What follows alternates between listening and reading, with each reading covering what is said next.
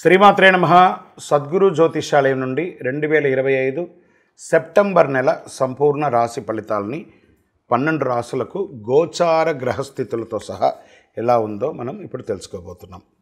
ఈ యొక్క రాశి ఫలితాలన్నీ కూడాను గోచార స్థితిలో ఉంటుంది కాబట్టి మీ యొక్క వ్యక్తిగత జాతకానికి ఒక 30% మాత్రమే వర్తిస్తుంది. మీ యొక్క సంపూర్ణ జాతకం, మీ యొక్క జాతకం తెలుసుకోవాలనుకుంటే మీ యొక్క date of birth, time of బర్త్తో మీ పరిసర ప్రాంతాల్లో ఉన్నటువంటి గురువులను సంప్రదించి మీ జాతకం తెలుసుకోండి. మరి ఈ జాతకం ఈ నెల రాశి ఫలితాలు ఎలా ఉంది అని ఎందుకు తెలుసుకోవాలని చాలామందికి ఒక క్యూరియాసిటీ. నాకు ఈ నెల వ్యాపారం ఎలా ఉంటుంది, ఉద్యోగం ఎలా ఉంటుంది, నాకు చదువు ఎగ్జామ్ రాస్తున్నాను ఎలా ఉంటుంది, నాకు విదేశాలకు వెళ్ళాలి, నాకు వీసా ఉందా, లేకపోతే నాకు రాజకీయంగా ఎలా ఉంది, ఏదో రకమైనటువంటి ప్రశ్నలు. ఇవన్నిటికీ కూడాను అన్ని వర్గాల వారిని దృష్టిలో పెట్టుకొని మనం విశదీకరించి మనం చెప్పబోతున్నాం. ఇందులో మళ్ళీ జ్యోతిష్యం అనేది చాలామంది పాజిటివ్గా తీసుకుంటూ ఉంటారు, నెగిటివ్ కామెంట్స్ కూడా పెడుతుంటారు. వాళ్ళకి కూడా ఒక చిన్న సూచన అండి, దీన్ని చక్కగా మీకు ఉపయోగపడుతుంది. నేను అందుకే చెప్తున్నాను, మీ వ్యక్తిగతంగా 30% మాత్రమే వర్తిస్తుంది. మీ యొక్క వ్యక్తిగత జాతకం వల్లనే సంపూర్ణంగా ఉంటుంది అంటారు. రైట్. కావలసిన వారు మమ్మల్ని సంప్రదించండి, లేదా మీ పరిసర ప్రాంతాల్లో ఉన్నవారిని సంప్రదించండి. ఇక్కడ జ్యోతిష్యం అడిగేటప్పుడు మళ్ళీ చెప్తున్నాను, జ్యోతిష్యం పడుతున్న వర్షానికి ఒక గొడుగు మాత్రమే, కానీ జ్యోతిష్యం జీవితం కాదు. మీరు మిమ్మల్ని నమ్మండి, మీ దైవాన్ని నమ్మండి. శరణమయ్యప్ప. జ్యోతిషాస్త్రరీత్యా ద్వాదశ రాశుల్లో 3వ రాశి అయినటువంటి మిథున రాశి మిత్రులారా, మీరు మృగశిరా నక్షత్రం 3, 4 పాదములు, ఆరుద్ర నక్షత్రం 1, 2, 3, 4 పాదములు, పునర్వసు 1, 2, 3 పాదాలకి జన్మించిన మీరు మిథున రాశి వారుగా పరిగణించబడుతున్నారు.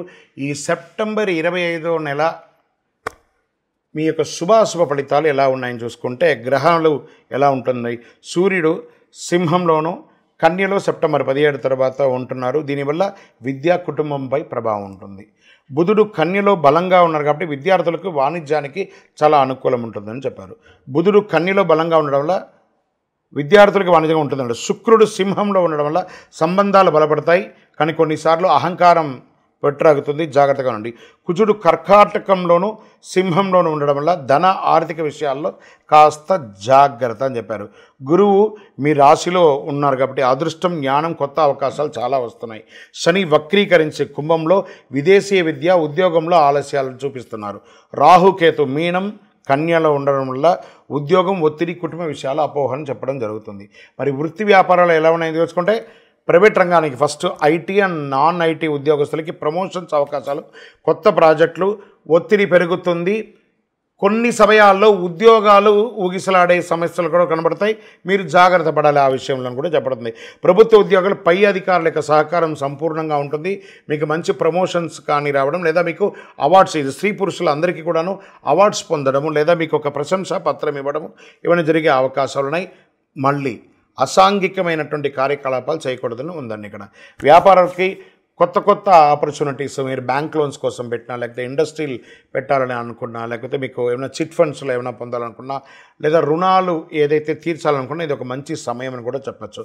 బ్యాంకింగ్, ఫైనాన్స్ వారికి రుణాలు, అనుమతి, లాభం వచ్చే అవకాశాలు కనబడుతున్నాయి. చక్కగా బిల్డింగ్ కన్స్ట్రక్షన్ కోసం మీరు పెట్టిన ప్రభుత్వానికి పెట్టినటువంటి పర్మిషన్స్, లేదా ఇలాంటివన్నీ గృహోపీకరణ కొనడం కానీ, ఇవన్నీ జరిగే అవకాశాలు ఉన్నాయి. వ్యవసాయదారులకు పంటలు చాలా చక్కగా పండుతాయని కూడా చెప్పచ్చు. షేర్ మార్కెట్ కాస్త బుధ వక్రీకరించడం వల్ల ఊహాగానాలు మానేసి జాగ్రత్తగా ట్రేడ్ చేసుకుంటే చాలా మంచిది. కుటుంబ సభ్యుల భార్యాభర్తల మధ్య సఖ్యత, ఆ సఖ్యతలో కాస్త అహంకారాన్ని పూరించడం వల్ల చిన్న చిన్న అపార్థాలు, స్పర్ధలు వస్తున్నాయి, జాగ్రత్త పడండి. ప్రేమ వ్యవహారాలు చక్కబడతాయి, ప్రేమికులకి మంచి వివాహం అయ్యే అవకాశాలు ఉన్నాయి. సంతానం కాని వారికి ఇది ఒక మంచి సమయం అని కూడా చెప్పచ్చు. అన్నదమ్ములు, అక్కజల బంధువుల మధ్య సామరస్యం పెరుగుతుంది. కుటుంబంలో ఒక మంచి శుభవార్త జరిగే ఒక మంచి చక్కగా వివాహం కానీ, గృహప్రవేశం కానీ ఇలాంటివి జరిగే ఒక సూచనలు కనబడుతున్నాయి. స్త్రీలకు కుటుంబంలో గౌరవం చాలా చక్కగా పెరుగుతుంది. విద్యార్థులు ఇంజనీరింగ్ కానీ, మేనేజ్మెంట్ చదువుల్లో కానీ, మెడిసిన్స్ కానీ చదివే వాళ్ళకి ఇది ఒక మంచి సమయం అని చెప్పచ్చు. విదేశీ విద్యార్థులకు అవకాశాలు ఉన్న ఆలస్యం జరిగే అవకాశాలు ఉన్నాయి. పోటీ పరీక్షలో ఖచ్చితంగా మీకే విజయం అని చెప్పచ్చు. క్రీడాకారులకు జాతీయ స్థాయిలో గుర్తింపు, కళాకారుకి మీడియా రంగంలో కొత్త ప్రాజెక్టులు వచ్చే అవకాశం ఉన్నాయి. సినిమా, సంగీత రంగంలో మంచి అభివృద్ధి ఉందని కూడా చెప్పచ్చు. ఈ యొక్క ఆరోగ్యం ఈ నెల మీకు ఎలా ఉంది అంటే నరాల ఒత్తిడి, మానసిక టెన్షన్, శ్వాసకోశ సమస్యలు, తలనొప్పి, కంటి సమస్యలు, ఒక శస్త్రచికిత్స కూడా జరిగే అవకాశాలు ఉన్నాయి. మీ మంచి డాక్టర్ని సంప్రదించి జనరల్ చెకప్ ఒకటి చేసుకోండి. మళ్ళీ ఆస్తి కోర్టు వివాదాల వల్ల ఎలా అవుతుందంటే భూమి ఇల్లు కొనుగోలులో చక్కగా ఉంటుంది. కోర్టు వ్యవహారాలు మీకు అనుకూలం, విజయం కూడా సాధిస్తారు. ఆస్తి పంచాయతీలన్నీ పరిష్కారం అవుతుంది. అదృష్ట పరిహారాలన్నీ ఎలా కూడా ఉన్నాయంటే అదృష్టం ఇచ్చే రంగు మీకు ఆకుపచ్చ మరియు బంగారు వర్ణం మీకు చాలా కలిసి వస్తుంది. అదృష్ట దిశ ఉత్తర దిశ. మంచి రోజులు 1, 8, 15, 22, 29 అని చెప్పచ్చు. చంద్రాష్టమం సెప్టెంబర్ 16, 17 ఉంటుంది కాబట్టి ఈ 2 రోజులు వాహనం నడిపేటప్పుడు, సంతకం పెట్టేటప్పుడు, ఇతరులతో మాట్లాడేటప్పుడు కాస్త జాగ్రత్తగా ఉండండి. ఆరోగ్యం పట్ల శ్రద్ధ వహించండి. ఓం నమో భగవతే వాసుదేవాయ అనే మంత్రాన్ని రోజు 108 సార్లు పారాయణం చేయండి ఆరోగ్యం కోసం. బుధవారం నాడు ఏదైనా దేవాలయానికి వెళ్ళండి. విష్ణు సంబంధించి రామాలయానికో, వెంకటేశ్వర స్వామి ఆలయానికో, కృష్ణాలయానికో, లేదా ఒకసారి తిరుపతికైనా వెళ్ళి చక్కగా మొక్కు తీర్చుకొని రండి. అన్ని రకాలుగా గొప్పగా ఉంటుంది. పచ్చని వస్త్రం దానం ఇవ్వండి. పచ్చని ఆకుకూరలంతా కూడా ఆవులకి వాటికి అన్నిటికీ కూడా దానం ఇవ్వండి. ఇంకను మీ వయస్సు ఎంత ఉందో అన్ని సంఖ్యతో కూడినటువంటి దీపాలను మీ కులదైవం, ఇష్టదైవంలో అన్ని దీపాలను నువ్వుల నూనెతో వెలిగించండి. ఇంకను మీకు అన్ని దోషాలు కలిగి విజయం కలగడానికి అతి శక్తివంతమైనటువంటి కరుంగాళిమాలను 48 రోజులు పూజ చేసి చండీ సుదర్శన ఉపాసన చేసి మీకు అందిస్తున్నాము. కావలసిన వారు సంప్రదించండి. ఇంకను మా వ్యక్తిగత జాతకం మీ దగ్గర తెలుసుకోవాలనుకుంటున్నాం గురుగారు అంటే మా కింద కనబడుతున్న నెంబర్కి మీ యొక్క పేరు, date of birth, time of birth, place of birth WhatsApp చేయండి. విజయోస్తు. ఈ సంవత్సరం 2025 సెప్టెంబర్ 7వ తారీఖున సంపూర్ణ చంద్రగ్రహణం వచ్చింది. మరి ఈ యొక్క చంద్రగ్రహణ సమయంలో మనం ఏం చేయాలి, చేయకూడదు, ఈ చంద్రగ్రహణం అంటే ఏంటి, ఏ రాశి మీద వచ్చింది, ఏ విధమైనటువంటి ఫలితాలు ఉంటాయి, ఏ విధమైనటువంటి పరిహారాలు చేసుకోవాలో ముందు మనం చంద్రగ్రహణం గురించి తెలుసుకుంటాం. చంద్రగ్రహణం అంటే ఏంటి, అసలు వైదిక జ్యోతిష్ శాస్త్రంలో దీని గురించి ఏం చెప్పారు, ఖగోళ శాస్త్రంలో ఏం చెప్పారు. కొంతమంది వితండవాదులు ఆ గ్రహణం రోజు మేము ఇవన్నీ చేస్తాం, అవన్నీ చేస్తాం, ఇవన్నీ లేవంటుంటారు. వీటన్నిటికీ ఏమైనా ప్రమాణం ఉందా, లేదా ఏదైనా అస్ట్రాలజర్స్ మాత్రం చెప్తూ ఉంటారా అని చూసుకుంటే ఖగోళ శాస్త్రంలో చంద్రుడు భూమిని చుట్టూ తిరుగుతాడు, భూమి సూర్యుని చుట్టూ తిరుగుతుంది. కొన్ని ప్రత్యేక సందర్భాల్లో భూమి, సూర్యుడు, చంద్రుడు మధ్య వస్తారు కాబట్టి అప్పుడు భూమి మీద నీడ చంద్రుడు పడుతుంది కాబట్టి దాన్ని చంద్రగ్రహణం అంటారు. చంద్రుడు పూర్తిగా భూమి నీడలోకి వెళ్తే సంపూర్ణ చంద్రగ్రహణం అంటారు. కొంత భాగం మాత్రమే వెళ్తే అర్ధ చంద్రగ్రహణం అంటారు. నీడ కాకుండా కేవలం భూమి వెలుతురు తక్కువ అయ్యే ప్రాంతానికి వెళ్తే ఫైనల్ చంద్రగ్రహణం అంటారు. వైదిక జ్యోతిష్ శాస్త్రంలో దీని ఏం చెప్పబడింది, చంద్రగ్రహణం రాహుగ్రహం లేదా కేతుగ్రహం వల్ల సంభవిస్తుంది. రాహు చంద్రుని మింగడం అంటే గ్రహించడం అంటారు దాన్ని, వెలుతురు దక్కుతుంది.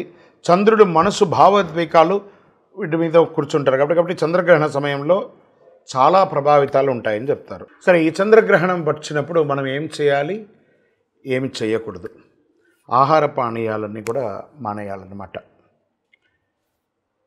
సూక్ష్మక్రియలు ఎక్కువ అవుతూ ఉంటాయి కాబట్టి ఆ సమయంలో ఆహారం మానేస్తే చాలా మంచిది అంటారు.